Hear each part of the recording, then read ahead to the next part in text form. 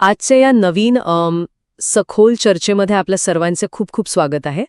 आज आपण अशा एका विषयावर बोलणार आहोत जो खरं तर मानवी आयुष्यातील अत्यंत कळीचा आणि पायाभूत घटक आहे. हो, आणि तरीही रोजच्या धावपळीत आपण त्याच्याकडेच सर्वात जास्त दुर्लक्ष करतो. अगदी बरोबर. आपण सगळेच काही ना काही साध्य करण्याच्या शर्यतीत धावत असतो, पण या प्रवासात आपले विचार नक्की कोणती आणि किती मोठी भूमिका बजावतात हे समजून घेणं अत्यंत गरजेचं आहे. नक्कीच. आजची ही आपली सखोल चर्चा विद्यावाचस्पती विद्यानंद यांच्या एका अत्यंत महत्त्वाच्या लेखनावर आधारित आहे. त्याचं नाव आहे विचारांचा पाया भक्कम असला तर यशाची इमारत उंच असते. हा लेख म्हणजे खरं तर मानवी यशाचं गमक विचारांच्या पायात कसं दडले यावर एक अतिशय वेगळा आणि मानसशास्त्रीय दृष्टिकोन देतो. हो ना, पण आपल्या आयुष्याची ही जी इमारत आहे ती या विचारांच्या पायावर नक्की कशी उभी असते, विचारांमधील स्पष्टता आपलं यश कसं निश्चित करते, या सगळ्याचं आज आपण सखोल विश्लेषण करणार आहोत. आणि सर्वात महत्त्वाचं म्हणजे हा पाया प्रत्यक्ष कृतीतून कसा भक्कम करता येतो हेही आपण पाहणार आहोत. चला तर मग यावर थोडं सविस्तर बोलूया. मगाशी तुम्ही इमारतीचा जो संदर्भ दिलात म्हणजे मानवी जीवन एक प्रकारची उभारणी किंवा कन्स्ट्रक्शन आहे, या मूळ संकल्पनेपासून आपण सुरुवात करूया का? हो, नक्कीच. म्हणजे बघा, मानवी जीवन ही खरोखरच एका रात्रीत उभी राहणारी गोष्ट नाहीये. बरोबर. ती हळूहळू अनेक वर्षांच्या अनुभवांच्या आणि निर्णयांच्या विटांवर विटा रचत उभी राहणारी एक वास्तू आहे. आता आपण एखादी गगनचुंबी इमारत पाहतो तेव्हा साहजिकच आपलं लक्ष कुठे जातं? तिच्या बाह्य सजावटीवर किंवा त्या काचेच्या खिडक्यांवर. अगदी, तिच्या भव्यतेवर. पण त्या इमारतीला खऱ्या अर्थाने उभं करणारा, ऊन वाऱ्यात आणि भूकंपातही तिला स्थिर ठेवणारा जो भाग असतो ना, तो जमिनीखाली असतो. तो कोणालाही दिसत नाही. म्हणजे तिचा पाया. हो, तो पाया. विद्यावाचस्पती विद्यानंद यांच्या या लेखनानुसार मानवी जीवनाच्या इमारतीचा हा न दिसणारा पण संपूर्ण अस्तित्वाचा भार पेलणारा पाया म्हणजेच माणसाचे विचार. वाह! ही वास्तूची आणि विचारांची तुलना सैद्धांतिकदृष्ट्या खूपच चपखल वाटते. पण जर आपण याला थोडा व्यावहारिक पातळीवर पाहिलं तर मला एक प्रश्न पडतो. कोणता? आपण दिवसभरात शेकडो कृती करतो आणि बऱ्याचदा आपण त्या कृतीमागे खूप काही सखोल विचार करत बसत नाही. मग लेखकाच्या मते हे जे सूत्र आहे की विचार हा कृतीचा जन्मदाता असतो, हे रोजच्या जीवनात कसं लागू पडतं? हा खूप छान प्रश्न आहे. लेखकाने इथे मानवी वर्तणुकीचा खूप सूक्ष्म अभ्यास मांडलाय. वरवर पाहता आपल्याला असं वाटतं की आपण अनेक गोष्टी सवयीने किंवा प्रतिक्षिप्त क्रियेने करत आहोत. म्हणजे रिफ्लेक्स ॲक्शन सारखं? अगदी. पण मानसशास्त्र असं सांगतं की आपली प्रत्येक कृती ही आपल्या अंतर्मनात खोलवर रुजलेल्या विचारांचंच प्रकटीकरण असते. ज्याला आपण आज सवय म्हणतो तो भूतकाळात वारंवार केलेला एक विचारच असतो. अच्छा, म्हणजे विचारांमधून कृती जन्म घेते. हो, आणि वारंवार केलेल्या कृतीतून सवय बनते. याच सवयींमधून माणसाच्या व्यक्तिमत्वाला आणि त्याच्या चारित्र्याला आकार मिळतो. त्यामुळे कृती अचानक घडत नाही, तिचं मूळ हे विचारांच्या स्तरावरच असतं. म्हणजे हे मेंदूच्या न्यूरोप्लास्टिसिटीसारखं काम करतं. आपण जसा विचार करतो तसं आपलं न्यूरल नेटवर्क तयार होतं आणि मग आपण त्याच साच्यात कृती करू लागतो. अगदी तसंच. स्रोतामध्ये असं म्हटलंय की ज्या व्यक्तीचे विचार स्पष्ट, सकारात्मक आणि सुसंस्कृत असतात त्याच्याच जीवनरचनेत स्थैर्य आणि भव्यता दिसून येते. पण मला इथे सुसंस्कृत या शब्दावर थोडं थांबायचंय. बरं. कारण आजच्या या स्पर्धात्मक जगात सुसंस्कृत असणं म्हणजे अनेकदा कमकुवत असणं असाही अर्थ काढला जातो. मग इथे सुसंस्कृत विचारांचा नेमका अर्थ काय घ्यायचा? पण कसं आहे ना, हा एक अतिशय मोठा गैरसमज आहे जो दूर व्हायला हवा. सुसंस्कृत असणं म्हणजे स्वतःचं नुकसान करून घेणं किंवा कमकुवत असणं नव्हे. मग नेमकं काय? लेखकाच्या मते सुसंस्कृत विचार म्हणजे असे विचार ज्यामध्ये व्यापकता आहे. जे विचार केवळ स्वतःच्या तात्पुरत्या फायद्याचा विचार करत नाहीत तर एका मोठ्या चित्राचा वेध घेतात. म्हणजे विजन मोठं असतं त्यांचं. बरोबर. जेव्हा विचारांमध्ये ही स्पष्टता आणि व्यापकता असते तेव्हा माणसाला छोट्या छोट्या अडथळ्यांनी गोंधळात टाकता येत नाही. त्याला त्याची दिशा स्पष्ट दिसते आणि ज्याला आपली दिशा माहीत असते त्याच्याच आयुष्यात एक प्रकारची शांतता आणि स्थैर्य येतं. हो, गोंधळलेला माणूस कधीच भव्य काहीतरी निर्माण करू शकत नाही. हा मुद्दा पूर्णपणे पटण्यासारखा आहे. स्पष्टता हीच खऱ्या अर्थाने ताकद असते. अगदी. पण मग अनेकदा हा विचारांचा पाया डळमळीत का होतो? आपण आपल्या आजूबाजूला पाहतो की अनेक लोक अत्यंत बुद्धिमान असतात, त्यांची स्वप्न खूप मोठी असतात, सुरुवातीला त्यांच्यात प्रचंड ऊर्जाही असते, पण तरीही काही काळानंतर त्यांची ही स्वप्नांची इमारत कोसळलेली दिसते. यातली सर्वात रंजक गोष्ट म्हणजे आपण जेव्हा विचार हा शब्द वापरतो तेव्हा आपल्याला वाटतं की ह्या फक्त डोक्यात येणाऱ्या काही तात्पुरत्या आयडियाज आहेत. हो, कल्पना. पण विचारांचा पाया म्हणजे केवळ हवेत तरंगणाऱ्या किंवा कागदावर लिहिलेल्या कल्पना नसतात. तो पाया आपल्या अंतर्मनातली ठाम श्रद्धा, आपली जीवनमूल्य आणि आपल्या जगाकडे पाहण्याचा मूळ दृष्टिकोन यातून बनत असतो. म्हणजे आपला कोर बिलीफ सिस्टम. अगदी. जेव्हा हा पाया कमकुवत असतो, म्हणजेच जेव्हा व्यक्तीच्या मूल्यांमध्ये तडजोड करण्याची वृत्ती असते किंवा स्वतःच्याच ध्येयावर त्याची पूर्ण श्रद्धा नसते, तेव्हा ती इमारत कोसळण्याची शक्यता सर्वाधिक असते. पाया कच्चा असेल तर बाह्य सजावट कितीही आकर्षक असली तरी ती वास्तू टिकत नाही. हो ना. आणि तसं पाहता आयुष्यात नेहमीच सगळं काही सुरळीत चालत नाही. अनपेक्षित संकटांचं वादळ हे कधी ना कधी धडकतच. स्रोतामध्ये या वादळाचा उल्लेख खूप प्रभावीपणे केला आहे. हो, वादळाचं उदाहरण खूप महत्वाचं आहे इथे. पण प्रत्यक्ष व्यवहारात जेव्हा अशी व्यावसायिक किंवा वैयक्तिक संकटं येतात तेव्हा हा विचारांचा पाया माणसाला नेमकं कसा तारतो? बघा, जेव्हा संकटांचं वादळ धडकतं तेव्हा माणसाची खरी परीक्षा असते.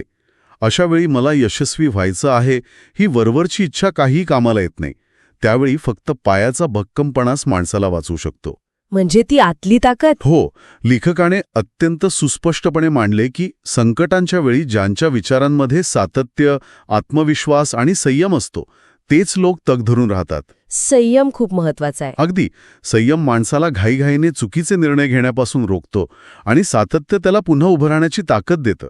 कमकुवत पाया असलेले लोक वादळात घाबरून आपली मूळ मूल्ये सोडून देतात आणि तिथेच त्यांची इमारत कोसळते.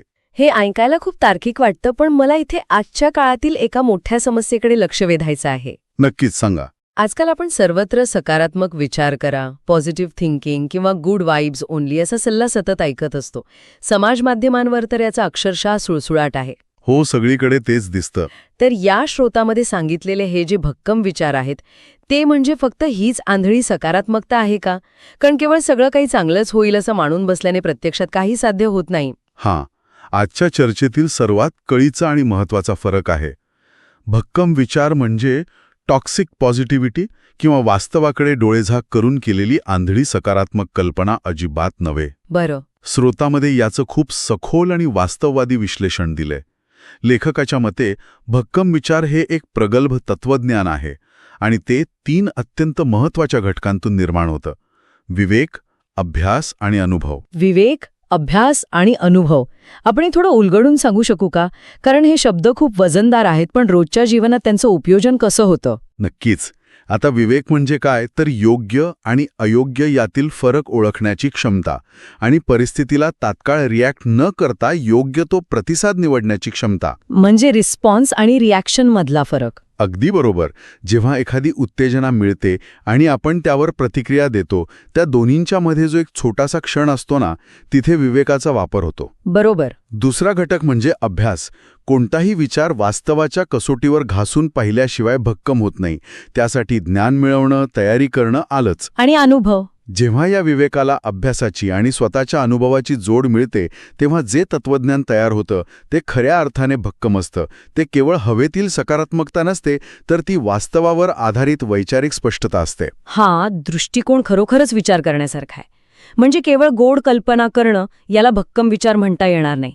यावरून अपयशाकडे पाहण्याचा दृष्टिकोनही कसा बदलतो हे समजणं सोपं जातं. हो, कारण अपयश ही शिकण्याची पायरी बनते. पण व्यवहारात आपण पाहतो की सततच्या अपयशामुळे लोक अनेकदा निराशात जातात. मग लेखकाच्या मते अपयशातून सजगता निर्माण होण्यासाठी नेमकी कोणती मानसिक प्रक्रिया आवश्यक असते?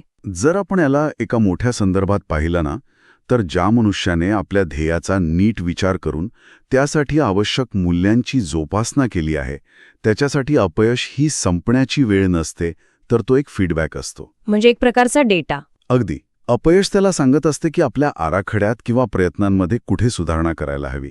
जेव्हा पाया भक्कम असतो तेव्हा अपयश आल्यावर अशा व्यक्तीचा आत्मविश्वास तुटत नाही, कारण त्याची स्वतःची ओळख त्या एका अपयशावर अवलंबून नसते. म्हणजे तो अपयशाला स्वतःपासून वेगळं ठेवू शकतो. हो, स्रोत म्हणतो त्याप्रमाणे ते अपयश त्याला अधिक सजग आणि परिपक्व बनवतं. तो आधीपेक्षा अधिक चांगल्या तयारीने उभा राहतो. सजगता आणि परिपक्वता हे खऱ्या यशाचं लक्षण आहे, हे नक्कीच मान्य. पण इथूनच आपण यशाच्या खऱ्या व्याख्येकडे वळतो, जिथे लेखकाचे विचार आणि आजच्या समाजाची धारणा यात मोठा संघर्ष दिसतो. हो, कारण आजच्या यशाच्या व्याख्या खूप वेगळ्या आहेत. हो ना, आज आपण यशाची मोजमापे पूर्णपणे भौतिक आणि बाह्य गोष्टींवर ठरवतो. बँकेत किती पैसा आहे, समाज माध्यमांवर किती फॉलोअर्स आहेत किंवा कोणतं पद आहे, हेच यशाचे एकमेव मापदंड मानले जातात. मग या बाह्य कल्पनांना हा स्रोत कसा सामोरा जातो? बघा, आजच्या जगात जे यशाचं चित्र उभं केलं जातंय ते अत्यंत तखलादू आहे आणि विद्यावाचस्पती विद्यानंदर यांचं लेखन याला थेट आव्हान देतं. यश ही केवळ बाह्यप्राप्ती नाही, हे या विश्लेषणाचं एक प्रमुख सूत्र आहे. मग खऱ्या यशाची व्याख्या काय? यश ही खऱ्या अर्थाने अंतर्मनातील समाधानाची अवस्था आहे. पैसा मिळवणं किंवा मोठ्या पदावर पोचणं हे यशाचं एक अंग नक्कीच असू शकतं आणि त्यात काहीही गैर नाहीये. बरोबर. पण तो यशाचा संपूर्ण अर्थ नाही. जर विचारांची उंची नसेल, जर तो भक्कम पाया नसेल, तर मिळवलेला पैसा आणि कीर्ती हे सर्व अत्यंत क्षणभंगूर ठरतं. हो, आपण अशी अनेक उदाहरणे पाहतो जिथे लोकांनी खूप कमी वेळात प्रचंड संपत्ती किंवा प्रसिद्धी मिळवली, पण विचारांची बैठक नसल्यामुळे किंवा आपण ज्याला कॅरेक्टर म्हणतो ते नसल्यामुळे अल्पावधीत ते सर्व काही गमावूनही बसले. अगदी बरोबर. म्हणजे क्षणभंगूर यशापेक्षा चिरकाळ टिकणारे यश मिळवणे हेच खरे ध्येय असले पाहिजे. पण मग स्रोतात व्यापक आणि मानवतावादी विचार असा जो उल्लेख आहे, त्याचा या यशाशी काय संबंध आहे? तो संबंध अत्यंत सखोल आहे. ज्या व्यक्तीचे विचार व्यापक आणि मानवतावादी असतात, त्याचं यश केवळ त्याच्यापुरतं, त्याच्या घरापुरतं मर्यादित राहत नाही. तो स्वतःच्या यशाचा उपयोग समाजासाठी करू लागतो. म्हणजे त्याचं यश समाजहिताशी जोडलं जातं. हो, आपण मगाशी इमारतीचं उदाहरण घेतलं होतं. जेव्हा एखादी इमारत केवळ स्वतःची उंची वाढवत नाही, तर आजूबाजूच्या लोकांनाही आसरा देते, सावली देते, तेव्हा ती खऱ्या अर्थाने भव्य ठरते. समजून घ्यायला खूपच उत्तम आहे. पण आता आपण या चर्चेच्या सर्वात महत्त्वाच्या भागाकडे म्हणजेच प्रत्यक्ष कृतीकडे वळूया. नक्कीच. कारण जोपर्यंत आपण या विचारांचं कृतीत रूपांतर करत नाही, तोपर्यंत केवळ सखोल चर्चा करून काहीही निष्पन्न होणार नाही. विचारांचा पाया मजबूत करण्यासाठी काही प्रत्यक्ष कृती किंवा ॲक्शनेबल स्टेप्स या स्रोतात सांगितले आहेत का? होय, या लेखनात अत्यंत व्यावहारिक उपाय दिले आहेत, ज्यांचं उपयोजन आपण आजच्या काळात सहज करू शकतो. विचारांचा पाया घडवण्यासाठी सर्वात पहिली आणि महत्त्वाची पायरी म्हणजे आत्मपरीक्षण करणं. म्हणजे सेल्फ रिफ्लेक्शन. अगदी. आपण आतून कसे आहोत, आपले विचार कोणत्या दिशेने जात आहेत, हे वेळोवेळी तपासून पाहणं अत्यंत गरजेचं आहे. पण हे आत्मपरीक्षण प्रत्यक्ष कसं करायचं? कारण नुसते डोळे मिटून विचार करत बसणं म्हणजे आत्मपरीक्षण नव्हे. त्यात अनेकदा आपण स्वतःचीच फसवणूक करण्याची शक्यता असते. हां, अगदी रास्त मुद्दा आहे. आत्मपरीक्षणासाठी एक ठोस पद्धत असणं आवश्यक आहे. स्रोतात सुचवल्याप्रमाणे दररोजच्या कृतींचं चिंतन करणं हा त्याचा पाया आहे. आजच्या काळात आपण याला जर्नलिंग म्हणू शकतो. म्हणजे रोज लिहून काढणं? हो. दिवसभरात आपण जे निर्णय घेतले, ज्या प्रतिक्रिया दिल्या, त्यामागील आपले मूळ विचार काय होते हे लिहून काढणं. आपण कोणत्या गोष्टीला कसा प्रतिसाद दिला, यातून आपल्याला स्वतःच्याच मानसिक प्रक्रियेचा किंवा कॉग्निटिव्ह पॅटर्नचा एक आलेख मिळतो. म्हणजे स्वतःच्याच कृतींचं एका त्रयस्थ व्यक्तीसारखं ऑडिट करणं. अगदी बरोबर. हे तटस्थपणे करणं म्हणजेच खरं आत्मपरीक्षण. या व्यतिरिक्त मनाला परिष्कृत करण्यासाठी चांगल्या साहित्याचा अभ्यास करणे हा मुद्दा स्रोतात आला आहे. आजच्या काळात जेव्हा माहितीचा महापूर आला आहे, तेव्हा हा मुद्दा अधिकच संबंधित ठरतो, नाही का? 100%. आपण आज ज्याला इन्फॉर्मेशन डाएट म्हणतो, तोच हा प्रकार आहे. आपण जे वाचतो, ऐकतो आणि पाहतो, तेच आपले विचार बनतात. गार्बेज इन गार्बेज आउट असं म्हणतात ना? अगदी तेच. जर आपण सतत नकारात्मक किंवा भडक माहिती मेंदूत टाकत असू, तर विचारांचा पाया कमकुवतच होणार. चांगल्या साहित्यामधून आपल्याला वेगवेगळ्या दृष्टिकोनांची, प्रगल्भ विचारांची आणि मानवी इतिहासातील शहाणपणाची ओळख होते. हा माहितीचा योग्य आहार विचारांना बळकटी देतो. आणि याच्याशीच जोडलेला पुढचा मुद्दा म्हणजे सज्जनांचा सहवास. पूर्वीच्या काळी याचा अर्थ चांगल्या लोकांच्या संगतीत राहणे असा होता. पण आजचं आपलं बहुतांश जीवन हे डिजिटल जगात जातं. मग आजच्या संदर्भात सज्जनांचा सहवास म्हणजे नक्की काय?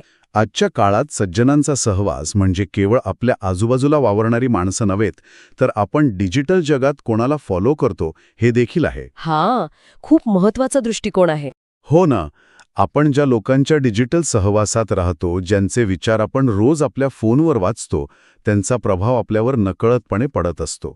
त्यामुळे आपलं डिजिटल पर्यावरण कसं आहे हे तपासणं म्हणजेच आजच्या काळातील सज्जनांचा सहवास निवडणं होय. हे खूपच प्रॅक्टिकल आहे. आणि या सर्वांसोबत लेखकाने सतत काहीतरी नवीन शिकण्याची वृत्ती ठेवण्यावर भर दिला आहे.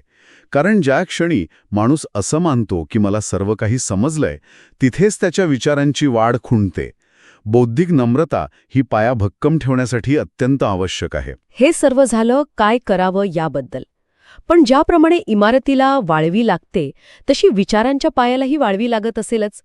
अशा कोणत्या गोष्टी आहेत ज्या आपण जाणीवपूर्वक टाळल्या पाहिजेत? कारण चांगल्या सवयी लावण्याइतकंच वाईट सवयी सोडणंही महत्वाचं असतं. अगदी. लेखकाने अत्यंत स्पष्टपणे 3 गोष्टींचा उल्लेख केला आहे ज्या विचारांचा पाया पोखरून काढतात: नकारात्मकता, द्वेष आणि भीती.